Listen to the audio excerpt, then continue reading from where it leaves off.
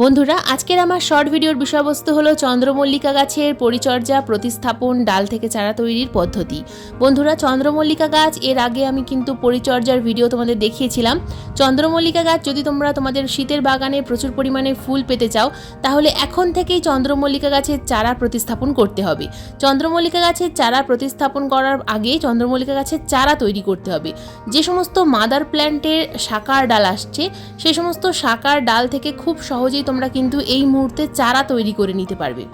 Normal লাল বালির মধ্যে প্রতিস্থাপন করে রেখে দেবে, কয়েকদিনের মধ্যেই কিন্তু খুব সুন্দর রুট চলে আসবে। এবং এই চারা গাছ তোমরা কোন ধরনের মিডিয়াতে প্রতিস্থাপন করবে?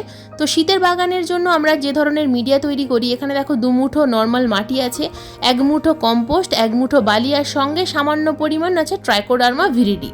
তো এই কয়েকটা উপাদান মিশিয়ে আমরা কিন্তু চন্দ্রমল্লিকা গাছের মিডিয়া তৈরি করে নেবো। এবার তৈরি করব টবের নিচে যে ড্রেনেজ হোল আছে, সেই ড্রেনেজ হোলের ওপরে দেখো এখানে আমি একটা প্রদীপ দিয়ে দিলাম। তোমরা চাইলে এখানে ঢেউ খেলানো খোলামকুচি দিতে পারো।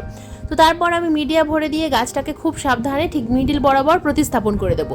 তো এই ধরনের মিডিয়া তৈরি করে যদি তোমরা গাছ প্রতিস্থাপন করো, সেই গাছে কিন্তু কখনো জল জমার সম্ভাবনা আসে না।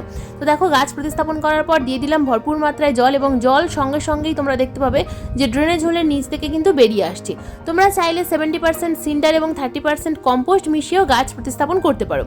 প্রতিস্থাপন করার পর থেকে আমাদের যে কাজটা করতে হবে সেটা হলো পিঞ্চিং। যখনই গাছে নতুন ডগা আসবে, তোমরা কিন্তু এই ডগাগুলোকে হাতের সাহায্যে অথবা কাঁচির সাহায্যে কেটে দেবে।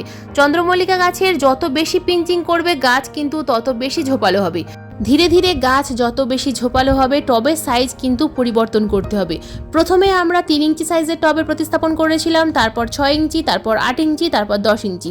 টবের সাইজ যত ধীরে ধীরে বাড়াতে থাকবে, গাছের সাইজও ধীরে ধীরে বড় হতে থাকবে। গাছ যত বেশি বড় হবে, গাছে প্রচুর পরিমাণে কুঁড়ি আসবে শীতকালে এবং প্রচুর পরিমাণে ফুল ফুটবে। এরপর যে কাজটা করতে হবে, টবের মাটি খুব ভালোভাবে খুশে নিতে হবে এবং খাবার দিতে হবে। তো খাবার হিসাবে আমি এখানে দিয়ে দিচ্ছি বায়ো ডিএপি। বন্ধুরা, তোমরা চাইলে এখানে রাসায়নিক ডিএপি দিতে পারো। আমি এখানে 1/2 চামচ পরিমাণ বায়ো ডিএপি দিলাম এবং 1/2 চামচেরও সামান্য পরিমাণ কম দিলাম ট্রাইকোডার্মা ভিরিডি। তোমরা এখানে যদি রাসায়নিক ডিএপি ব্যবহার করো, সেক্ষেত্রে কিন্তু এখানে রাসায়নিক ফাঙ্গিসাইড ইউজ করবে।